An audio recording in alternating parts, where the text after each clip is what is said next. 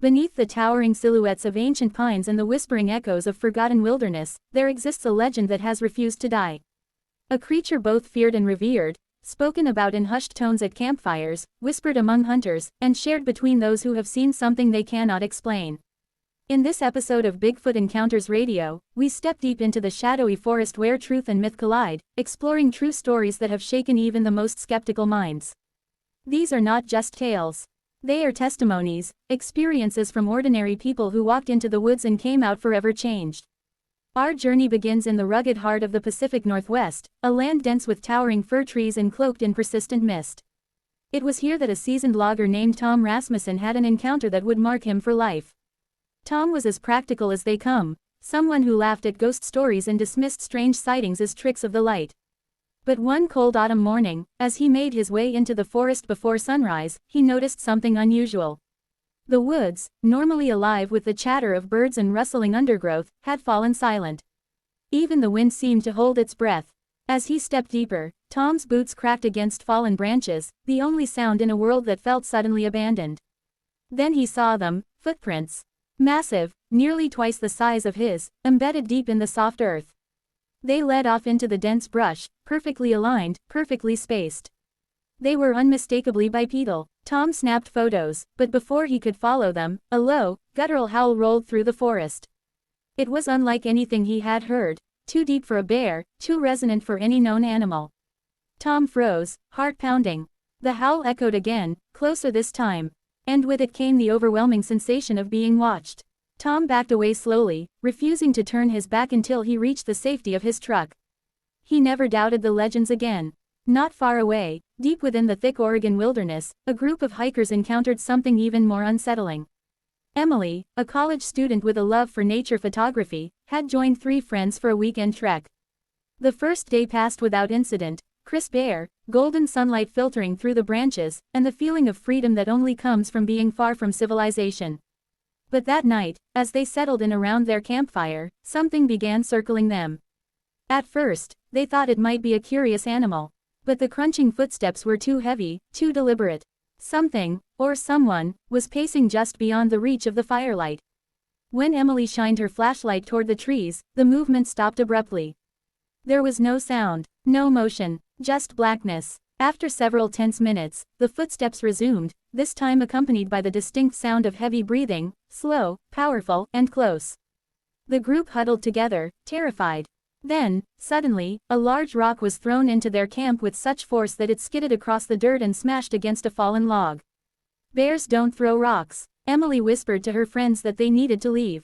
They grabbed their essentials and made their way down the trail under the moonlight, never daring to look back. The next morning, they returned with park rangers. What they found startled even the professionals. Massive footprints circling the campsite and deep scratches on the trees, far higher than any person could reach. Whatever had stalked them that night was enormous. But the legend of Bigfoot isn't confined to the Pacific Northwest. It stretches across America, across cultures, and far back into the stories of indigenous tribes. For centuries, the Salish, Haida, and other native peoples spoke of the Saskats, a giant, elusive forest guardian. These stories weren't campfire entertainment, they were cultural truth, passed down through generations. One tribal elder, named Charles, shared a chilling account from his youth. He remembered walking near a river at dusk, collecting wood with his grandfather. As they made their way back toward the village, his grandfather suddenly stopped and gestured for silence.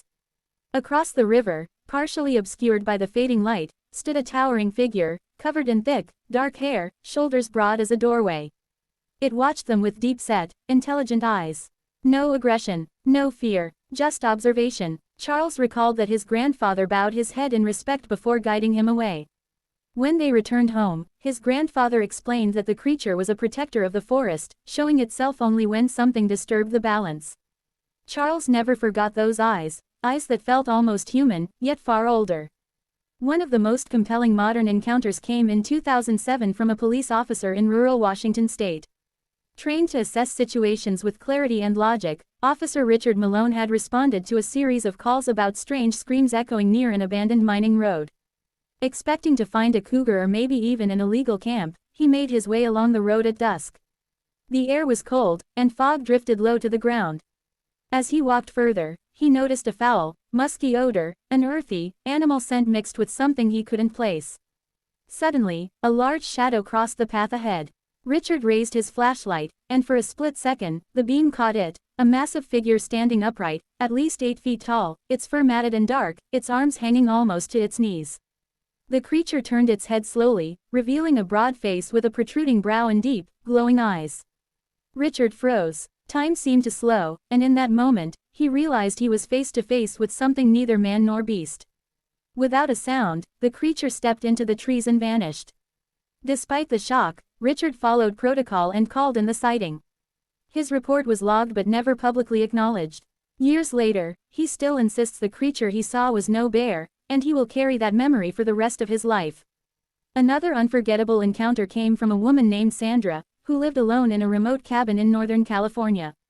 She loved the solitude and peacefulness it brought, but one winter night, everything changed. As she prepared to sleep, she heard heavy footsteps outside, slow, dragging, deliberate. She assumed it was a deer until she heard a distinct scraping sound against her cabin wall. Her dog began growling, fur standing on end. The footsteps moved toward her window, and suddenly, a massive shadow blocked the moonlight. Sandra held her breath. She could hear the creature breathing, deep, rhythmic, almost like a low rumble. Then, in one swift motion, something pressed against the window, causing the glass to bend inward but not break. Terrified, she grabbed her phone, but there was no signal. For what felt like an eternity, the creature stayed there, examining, waiting. Then, as suddenly as it came, it left. The next morning, Sandra discovered the ground around her cabin covered in tracks, huge, human-like footprints leading back into the dense forest. She moved out within the month. Despite the countless encounters, skeptics continue to dismiss Bigfoot as myth. But how do you explain the thousands of eyewitness accounts from hunters, hikers, police officers, park rangers, and locals across the country? How do you account for the footprints, consistent in size and shape, found in different states, different climates, different decades? And what about the vocalizations, those bone-chilling howls recorded deep in the wilderness, unlike any known animal? One particularly eerie recording came from a research team camping in the Sierra Nevada mountains. Late one night, they captured a series of whooping calls, loud, powerful, and distinctly bipedal in origin. The screams echoed through the valleys, followed by rapid chatter-like sounds that resembled speech patterns. Linguists later studied the audio and concluded that whatever made those sounds had intelligence behind it, patterns, rhythm, and tonal control. The Sierra sounds, as they're now known, remain some of the strongest evidence for Bigfoot's existence. As we dive deeper into the mystery, the question becomes not whether Bigfoot exists, but why it remains hidden. Some experts believe the creature is highly intelligent, possibly even more adept at navigating the forest than any human. They may migrate seasonally, live in small family groups, and avoid humans at all costs. Others propose that Bigfoot could be a relic species, survivors of an ancient lineage thought to be extinct. Whatever the truth, the legends persist because the experiences are real to those who've lived them. Tonight, as you listen to these stories, imagine standing in the dark woods yourself. The wind stills. The trees loom overhead. Somewhere in the distance, a twig snaps. Something watches from the shadows, silent, curious, ancient. Whether you're a believer or a skeptic, one thing is undeniable. There are corners of this world we have yet to understand, and mysteries that refuse to be solved. The legend of Bigfoot is one of them. So, brace yourself, turn down the lights, and step with us into the unknown, where truth walks on 2 legs, disappears without a trace, and leaves behind only questions. Because out there, in the darkest parts of the forest, something is waiting, and its story is far from over.